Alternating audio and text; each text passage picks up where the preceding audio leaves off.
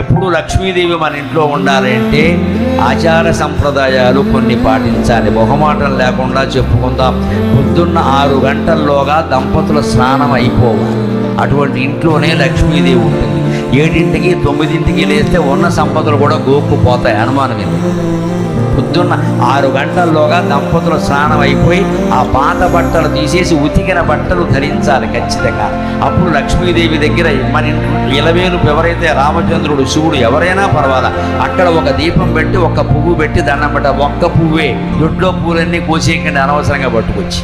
ఒక పువ్వు పెట్టి దండం పెట్ట. ఒక్క నమస్కారం పెట్టినా చాలు. పువ్వులు పెట్టడం కాదు ముఖ్యం, ఇక్కడ మనస్సు ముఖ్యం పెట్టాలి. తర్వాత వీలైతే ఓ స్తోత్రం ఏదైనా పారాయణ చేసుకోవాలి. కాసేపు జపమో ధ్యానమో చేయాలి 1 అరగంట. తర్వాత నీ పనులన్నీ చేసుకో, ఎవడు వద్దంట. మళ్ళీ సాయంత్రం స్నానం చేయాలి. కనీసం ముఖమైనా కడుక్కోవాలి నీళ్ల కొరత ఉంటే. మళ్ళీ దేవుడి దగ్గర కూర్చోవాలి. 1 అరగంట పాటు స్తోత్రమో పారాయణో ధ్యానమో జపమో ఏదైనా చేయాలి.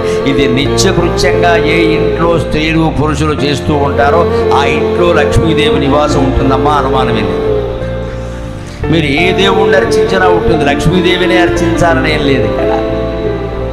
ఏ దేవుణ్ణి మీరు పూర్తిగా నమ్మి అర్చించినా, శివుణ్ణి, రాముణ్ణి, కృష్ణుణ్ణి, వెంకటేశ్వర స్వామిని, ఏ దేవుణ్ణైనా పర్వాలా, ఎలవేలుపు ఆ దేవుడే సంపదలన్నీ ఇస్తారు. కానీ ఈ మాత్రం ఆచారాలు పాటించాలి.